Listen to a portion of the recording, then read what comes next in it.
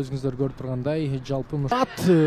топту чыгарабы өзү жер менен узаткан сокку жана өтөлгөн топ коюшу толугу менен мүмкүн дегиче узатылган пас жана биз анын көтөргөн бул ирет албетте кооптураак алгачкы ирет чыгарып берген ушул жыйынтыгы дароо алдын көздөй узатылган пас бул ирет эми дарбазаны көздөй сокко жолдонгон эмне менен уланат дарбазаны көздөй чыгарып берүү жана дагы мынтип бир паска узатып көрдү дарбаза ачык алыстан жолдонгон сокку жана дарбан кооптуу жыйынтыкка ыктымал көтөрүлгөн пас жана гол аракетин көрөбү күтөлүн дегиче кайталадан уламна багы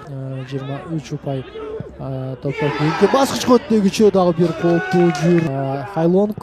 Хайлонгдун пасы жана ой бул ирет дагы өтө кооптуу болчу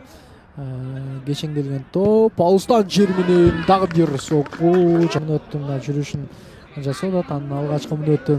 жокко чыкты дагы Мьянма топто алды дароо алдын көздөй 7 номердагы оюнчусу сокку жолдойт дегенбиз бирок жок андан ары өткөн жок байкап турабыз алыстан чыгарылган топ дарбазачаны колго